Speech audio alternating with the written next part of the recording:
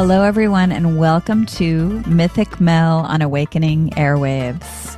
I am your host, Melinda, Mythic Mel herself, and in this podcast, I invite the beautiful muses to sing for us once more of Greek myth. This process has made me feel very alive and really excited to share. So here we go. Starting officially, hello and welcome to the debut of Mythic Mel podcast on Awakening Airwaves. I am Mythic Mel, and before I dive into the precious power of voice and how voice is like a vibrational magic wand that's connected to our life force energy through breath, and before we touch on voice as a technology we can mindfully use to connect with others and form harmonious or not so harmonious partnerships and community, before we start recognizing voice as a tool of either empowerment or its opposite, and before we play around with the ancient Greek myth of Echo and Narcissus, I want to welcome you here and orient you to my unconventional land of quirk, self-inquiry, and mythic imagination. A little background first. So like my mother before me, I've taught belly dance classes and spoken somatic movement cues out loud to circles of women and folks of all gender for nearly 40 years. I frequently use poetic imagery, energetic empowerment tools, and mythic imagination in my classes, and use voice to speak the body, to summon presence, inviting conscious breath into body before we begin and all throughout. Breath is like our fifth limb. I always invoke the holy moment, the present moment, and paint pictures with words, inviting everyone into the beautiful landscape. This is the magic carpet zone that I love to move in. And when inspiration strikes or I'm guided, I make creative handouts of all kinds and develop games and movement mantras and blend in aspects of energy work and ritual, symbolism, and tarot cards to make dance more meaningful and to bring it more alive for people in search of connecting to divine feminine aspects of themselves, or just wanting to get out of their heads and more into their bodies. I have never hosted a podcast, however, and I have no idea what I'm doing. So you would not believe how many times I recorded and threw away recordings because somehow they did not come alive within me. And I realized I was using an old voice and approach for this, one that I really needed to release, but I had to go through this grappling phase. So instead of presenting myth in some kind of academic format, which was how I was trying to approach it in the beginning, why, I don't know, I've come further than that, but I did, that's what I did. I decided to pretend that it is like one of my dance classes. Thank goodness for all of us that I figured that out. So it came to me to start with creating an imaginary map so you and I do not get lost, so we can find our way around the land of Mythic Mel. And hopefully this map makes it easier and more enjoyable for you to dance along with me, to sing the mythic melody, if you will. Get it? Okay, that one goes out to all the word players out there. You know who you are. So when we are done here, you are welcome to store the map in the glove compartment of your consciousness for whenever you need it. See how many podcasts come with orientation maps. Would you be lost without this map? No, you would not. You do not need it at all. You don't need any of this. You're actually already perfect, just as you are, with your own internal GPS and a beautiful community of organs and limbs and cells and eyelashes. And you have your own unique voice, a beautiful voice that flows through you on the breath, this miraculous technology that you can use to sing or laugh or ask for what you need or desire or deserve. And you have life, and your life is flowing in divine timing with its joys and its upsets, its successes, its setbacks, its interruptions and sudden insights, its choices, its changes, and its actions and reactions. So what I'm doing here is offering this map as a gesture of friendship and goodwill, a chance to say hi at the base of the Acropolis before we fill our water bottles from the fresh, gurgling spring and begin our trek up the mythic lands of the podcast launch. This is a moment to acknowledge our connection through voice and resonate in the frequency of wise ancient story, as well as my crazy present day personal anecdotes. Because if I didn't, you might think me strange, which I am. Who is this free to be you and me artist hippie child, turned renounced academic, turned circus artist, oracle card reader, and Reiki practitioner talking about Greek myth? And why am I listening? And why do I need a map? These are excellent questions, and the answer is, I don't know. I don't know. I love not knowing. But if you're still listening, I'll propose various ideas to play with. So the reason for the map is because Mythic Mel can be a wild, disruptive, and unruly world, not always organized in a straightforward fashion. There has been voice wounding in my realm, in my life, and I have done a lot of conscious healing around the throat chakra. So the unruly aspect of my speech is in part deliberate, and it used to get me in trouble in grad school. More on that later. Mythic Mel doesn't fit neatly inside a box. None of us do, and none of us should, although we may try. And right now, in these times, we need wild, we need weird, we need creative, we need myth, and we need one another's voices to validate and amplify the highest frequencies of compassion, inclusion, and love. And there may be buried treasure here. It's not necessarily shown on the map, but when you find the treasure chest, you get to keep it. I'm just saying. So there actually are two maps, which I'll be showing. We'll look at the first one. Don't worry if you're listening to the podcast and not watching the video version. I'm actually describing everything in detail. There is no need to actually see the map. It's a very silly map.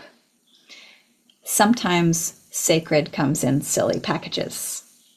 So on the way up to mythic territory, there is my shire of shimmies over here, the neighborhood of juggling over there, the center of spins and trapezes up there, and I could not live anywhere without visiting the mysterious zone of hidden huts where you enter and undulate your spine like a serpent.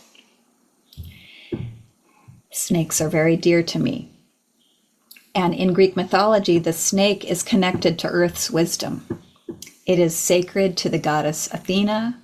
And of course, it winds up the staff of the healing god Asclepius. You know the staff. It's on all the medical signs. And the snake also sits on the lap of Asclepius's daughter, the goddess Hygeia. And Hygeia, or Υγεία means health in Greek. When people toast in Greece, they say "Stin υγεία μας," to our health, and that invokes the goddess. She's on the next map. But the constant new growth and shedding of old skin is exactly what is needed when we start down the path of waking up, and it's how we can tend to and empower our own energy fields. Now, on to the main map. And again, don't worry if you don't see it. It's in your inner imagination eye. So over there, on the upper left, is the Temple of Sacred Questions. Before you rush in there, take a moment and set your intention, because it is a very powerful place.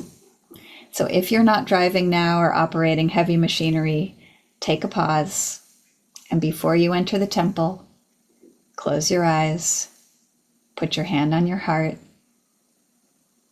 breathe, and feel the heart beat, its vibration, its movement, its incredible strength and resilience, its miraculous, amazing, divine little drumbeat. And practice asking your heart what she really wants before going anywhere. See if you get an answer. As I've learned through my own practice, the answer may not come in words, but in feeling or image or intuition.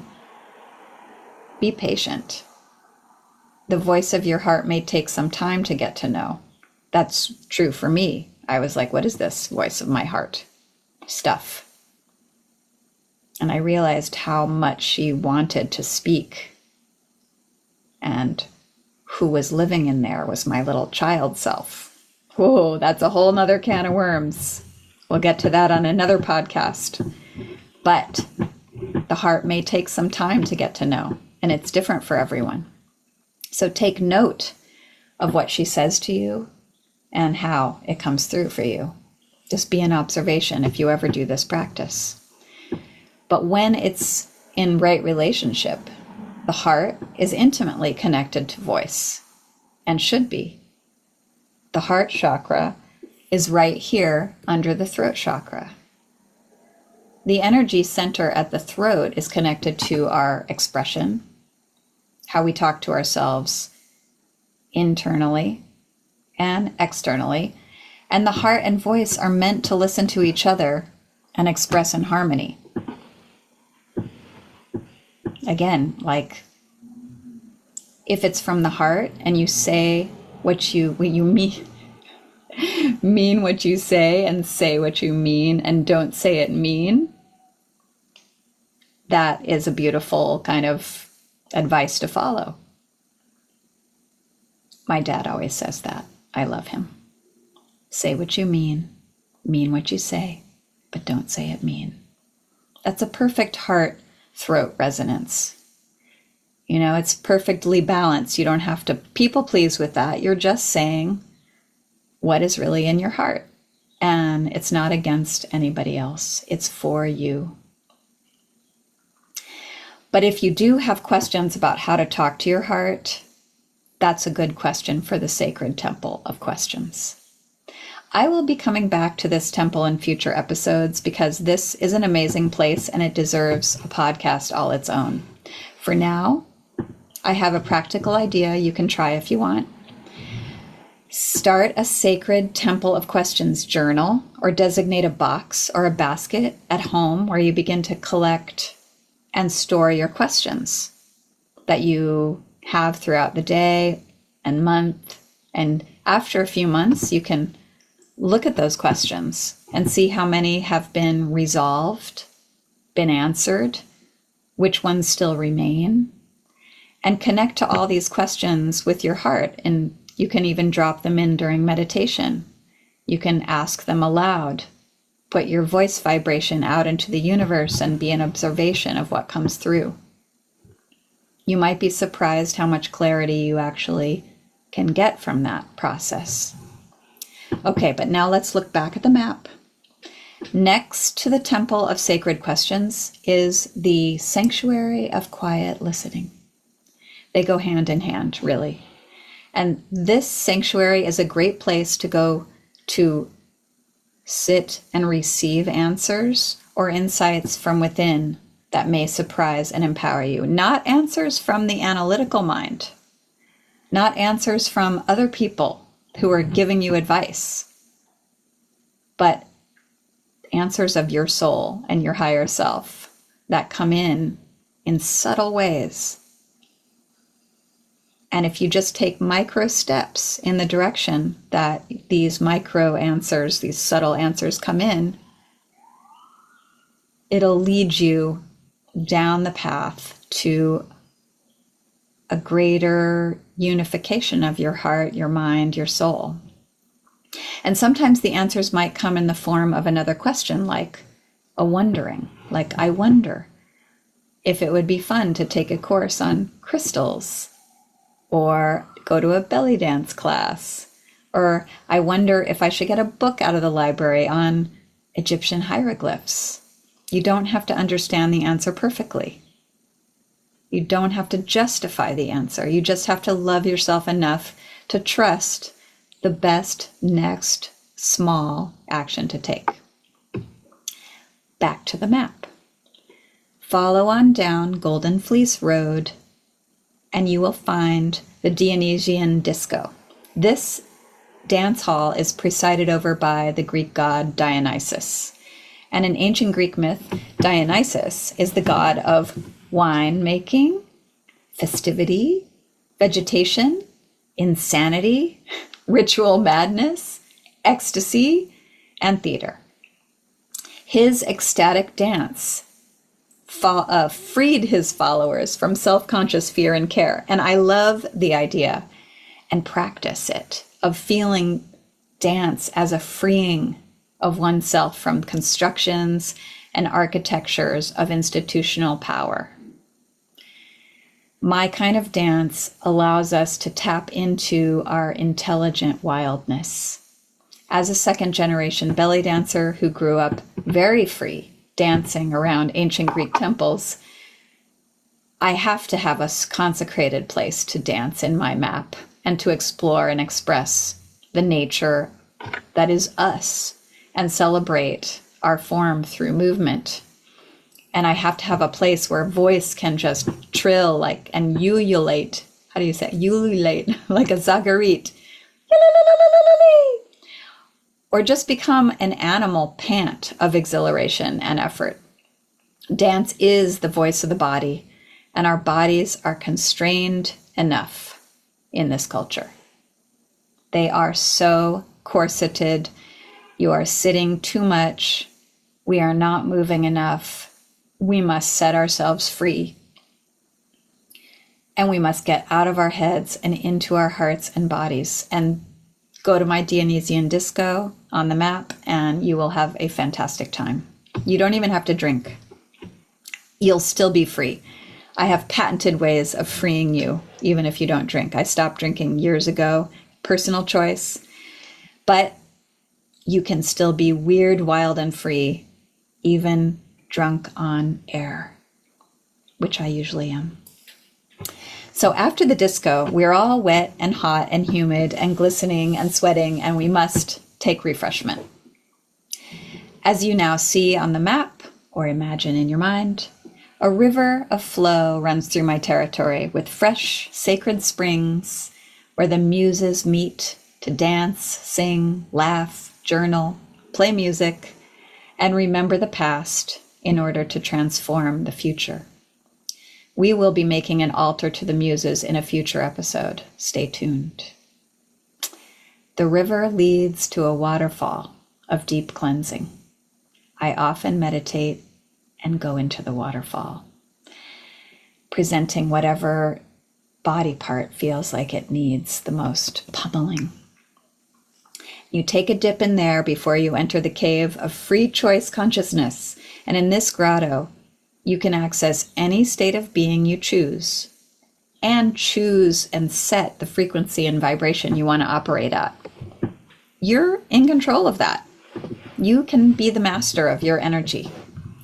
And yes, there may be a cyclops or two in the cave with one big eye at the center of their foreheads, but don't be afraid. You may not understand him or how he looks, but he can become a very good friend once you understand him better. Finally, on this orientation tour, let's visit the Owl Cafe. I had so much fun with this. This is where the thoughtfully brewed drinks help you see clearly in the dark, like owls. Owl Cafe is where you sip on a variety of strategies and you open up to possibilities for all kinds of things, like how to harmonize relationships, make peace with your in-laws, better balance your energy in the day-to-day, navigate the twists and turns of your life. And there behind the cappuccino machine, Athena, the barista, is there, the goddess, taking a break from presiding over the Parthenon, looking at the beautiful, glittering city of Athens. She's taking a pause from advising generals and tending her sacred olive grove to appraise and advise her customers. Athena dispenses life-changing lattes, and if you're lucky, a mighty matcha that once imbibed fills you with perfect clarity and intelligence to operate in your life with empowerment of right mind, right perception, right word, and right action. Now that is a good drink. You can follow up Athena's clear-eyed Queen of Sword assessments with a Reiki Ruibus that softens the hard work of change ahead and fills your cup with compassion and more ease. That's kind of how I feel about tarot followed up by oracle. Tarot gives you this very kind of clear and cutting truth about life. And then you have an oracle card, which kind of softens and helps you integrate that truth, because it's not always easy to face the truths, but face them we must, and we can. Do you feel oriented to my podcast now? Welcome. Look around. The gift shop is full of mirrors because you are the beautiful gift, and don't you forget it. Now, on to the topic at hand. It's only taken me, I don't know how long. Authentic voice. This podcast is for me a celebration of all the ways I've ever wanted to speak about what is most important to me.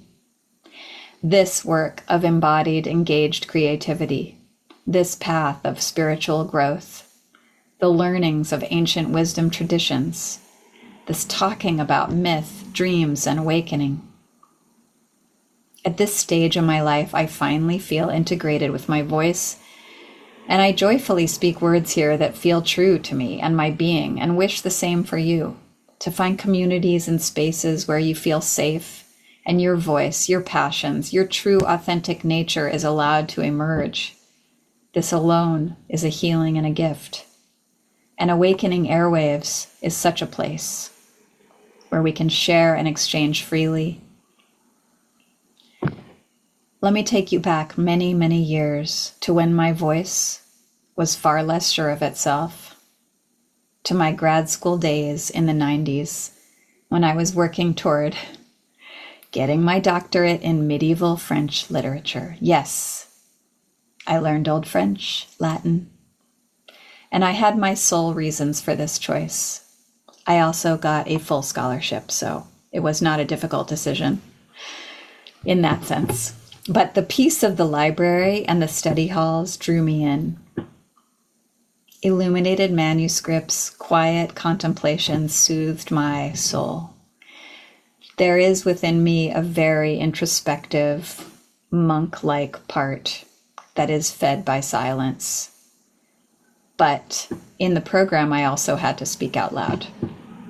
In seminars, to present at conferences, and to defend my dissertation when the time came. And it had to be done a certain way, which was not my sweet Melinda way.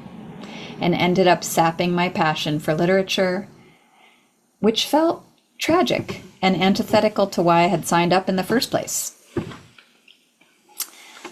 With my family all in the arts, I was no stranger to public speaking. I come from preachers and teachers and singers and entertainers and actors. And my mother in particular is super heavy on the fifth chakra. She can talk her way out of anything, into anything, use her words to extricate herself out of problems and get her way, no problem, with anything. She talked so much that I didn't think it was so important for me to speak up. And that wasn't even her fault. That was me sort of just accepting. But now I'm in grad school and I have to learn how to speak about literature in a very specific way, in a very precise, quote unquote, intelligent way that, as I said, wilted my love of books and story in many ways. So pretty quickly when I arrived, I felt like an imposter. And here I was. I grew up surrounded by artists and hippies and free thinkers and folks who sang protest songs and talked about art and passion and sex and Tai Chi and meditation and creativity and community and peace and philosophy. And I had no idea how to speak hardcore academic language or even structure my sentences the right way. I did not know how to walk the walk or talk the talk, and I was trying. But in the end, I walked away from all that. But by the time I got to defending my dissertation, my professors had tried their best to mold my mind and my speech to make me a good fit for academia. And as I said, it didn't work. One professor was always writing in the pages, in the margins of my papers. I even see the writing now. You're asking too many questions here, Melinda. Just pick one question and work with that. She had a point, and she also killed my soul. You see why I put the Temple of Sacred Questions on my map? My professor's advice was actually great for certain contexts, but it truly did not resonate with who I was starting to understand I was. A person exuberant in curiosity and expansive in expression, and I still am that way. And now I get to actually indulge in it. But to please my professor, I learned to narrow my field, limit my questions, and myself. She also told me to stop smiling when I delivered my material, that showing humor might undermine the seriousness of my topic. Now that was a big ask. I am just a smiley person by nature, and I've entertained people all over the globe from stages, and part of entertaining is presenting with a smile in a lot of ways. And now I was asked to squelch that instinct, and I did try. I understand it's important to be serious sometimes, and the material does deserve that at times. But generally, I say screw that. We have to have fun. We have to be in the lightness and flow of our language. And I really think it makes us more human to be able to be ourselves and laugh and smile and not necessarily talk in 3-part answers to everything. I had a professor and he was obsessed with my answering everything in 3 parts. Like, number 1, blah, blah, blah. Number 2, blah, blah, blah. Number 3, blah, blah, blah. I used to call him tripartite man and a lot of other names, but I won't do that now. But the thing is, and you may have guessed this by now, I'm incapable of doing what they were asking. Unwilling might be a better word. Rebellious, actually. I'm more of a spiral goddess speaker. And I just made that up myself recently. I really like that. I love circular narrative with lots of fun asides and juicy digressions wrapped around a theme. It's not everyone's cup of owl tea, and it doesn't have to be, but it's me, and it's part of who I am. And here before you right now, I consecrate it. I'm making it official. I, Mythic Mel, the soul of the person behind this voice, self-authorize and claim my serpentine, sibilant speech as a way of diving deep, being myself, exploring layered facets of my soul, and playing with material to emerge refreshed, more joyful, more connected to life and everyone else. And joy. Yay! That is what this podcast feels like to me. It is a healing from my academic training. Thank you for witnessing. All this brings me to the myth of Echo.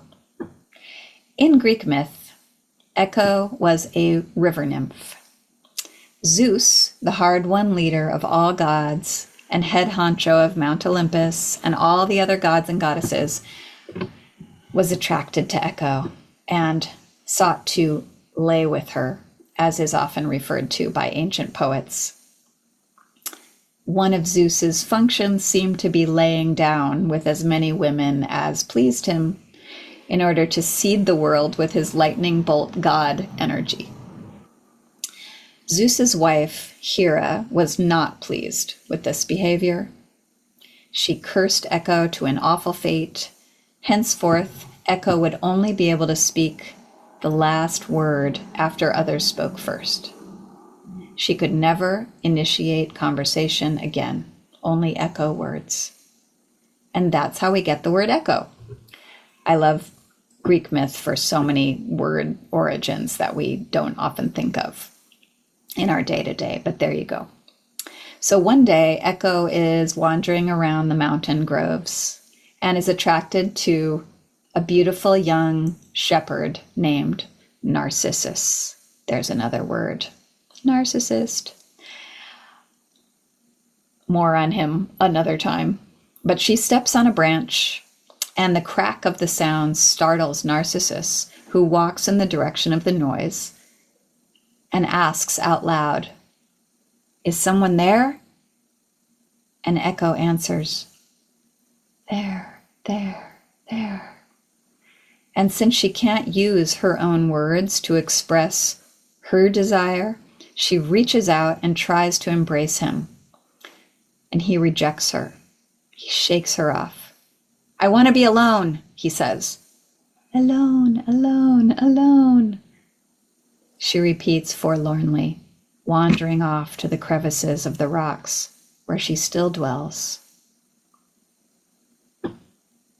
There is a lot to unpack with the myth of Echo, but my first question, asked at the temple, is what medicine can be made of this myth? The myth of Echo reminds us that we must grow in our conscious awareness of voice as spellcaster. We must mind our words and watch for patterns of subtle self-deprecation, put-downs, or internal negative self-talk. Overall, we have to speak lovingly and with care of ourselves and others. And this vibration will extend out beyond you to create a more caring and loving field all around you. Taking a deep breath now. Solo casting. The voice. Maybe I'll have a sip of tea. Maybe you've heard of the concept of kotodama. This is the Japanese word for word spirit, kotodama. This is the idea that words have strong spirit energy and mystical power and can affect others and your own selves. So what you say can and may be called into being. So words must be taken seriously, even if we're smiling. This can work for good, as in praying for someone's welfare or sending good wishes or blessings, and also for ill, as when Hera curses Echo with this horrible bind. Because her curse, spoken in anger and bitterness, has a direct and terrible impact on Echo's life. It takes away her life force, her agency. It deprives her ability to initiate conversation or voice independently. Echo could no longer speak for herself, express her feelings, or paint pictures with words. So her voice got disconnected from her power center. And so she could only echo and, in a sense, agree with what another has said. This led her to a deep distancing and loss of soul essence. And it stole from her the possibility of ever connecting authentically with others because she could not voice herself. Imagine if you couldn't initiate speech, if you couldn't play with words or joke with friends or sing in the shower, if you couldn't do any of that, and you start to understand how important it is to vocalize your needs, your pain, your joys, and what a privilege it is to have this function. Do you have spaces or people to whom you can speak or explore your true soul voice essence with? I do hope so. It took me a long time to find my tribe for that. I'm so happy I do now. Do you consider how you speak? I sometimes ask myself if I'm making the most medicine of my voice. Am I using voice to get my needs met in healthy ways? Are you using voice to draw appropriate boundaries, to stand up for yourself when appropriate? Echoing others brings forth the idea of people-pleasing. If there's too much echo energy within you, you may notice that you're hyper-tuned into another's words or frequency. You may find yourself repeating other people's ideas or expressing someone else's feelings as if they were your own, without really considering what is true for you. What you feel matters. What you think matters. Your voice matters, and your voice determines your life. So you want to express your feelings, not bottle them. If they stay bottled up inside, things get out of balance in other ways. Your feelings matter, your voice matters, your imagination, and your word pictures, like I'm painting right now with my maps, my silly maps. But seek out people and join communities. There are people, open-hearted folks out there who are excited to exchange with you around these topics and who celebrate you and for your passions and your expressions. I could go on and on about Echo, but I have to fold up the mythic map soon. I have written a blog post about Echo and Narcissus, and you can find it on the Reiki class website, which is at www.thereikiclass, TheReikiclass.com. Also, Mythic Mel will be covering more myth and how it relates to day-to-day life functioning in future episodes. So let me know if this voice talk resonated for you in any way, or if the map was helpful, if you're going to make your own map now. Also, there's a lot to learn about your throat chakra, and energy work can help bring this energy center into balance with the rest of your system. You can book a session at my sanctuary, Speakeasy Reiki. Again, the link will be down in the show notes. And there you can speak easy. That's why I called it Speakeasy. Not because it's a bar, which it's not. It's just another metaphor for being able to be at ease and let energy move on the voice.